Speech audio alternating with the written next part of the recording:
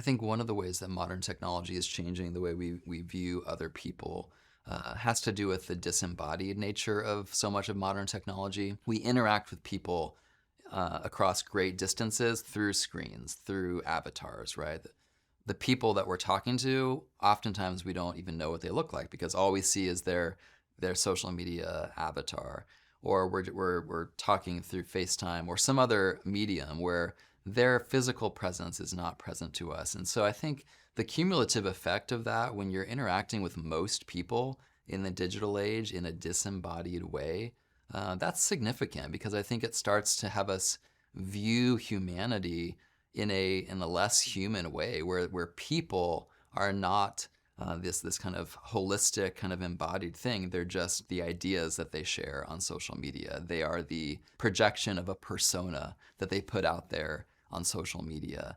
That's how we start to view people, and it's how we start to view ourselves. I think there's ways that modern technology has changed our view of ourselves in terms of we start to think of ourselves in terms of what people out there, the disembodied masses who follow us on social media, what they think of us. And then you start making choices and decisions based on how is this going to play with that audience? How is this going to look publicly?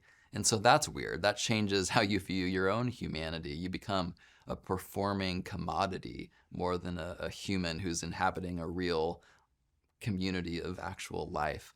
And so that's one way that I think modern technology is changing the way we view humans. The way that modern technology changes how we view God is significant. And I think one thing that comes to mind there is that we view God as less present because we just simply have less time to be present with God. We fill all of the gaps in our days with scrolling, doing things on our devices. And if, a generation ago, maybe we had more free space in our lives where we could think about God, seek Him out in prayer, read His Word. We're kind of eradicating all of those gap moments in our lives and filling it with scrolling life. And what happens when you do that is God becomes distant, right? He becomes more abstract. Maybe He becomes less necessary. And I think that's another way modern technology is changing how we view God.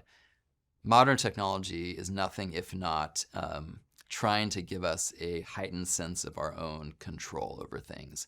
The smartphone is this almost like God-like mechanism where you get to kind of play God with the power that you seem to have over all things, right? You can control this, you can order this, and it arrives in next day delivery. You can manage your health care and visit a doctor and manage your schedule and your appointments. And you can just do everything, right, through this smartphone. And it starts to make you have this inflated sense of power. You aren't dependent on people anymore. And you're not as dependent on God, perhaps. You don't think about, I need to ask God for this thing. I need to pray to Him. I'm reliant on Him. And so I think technology dovetails with secularism in a lot of ways. And if you look at history, I think this turns out to be true in various moments of technological development.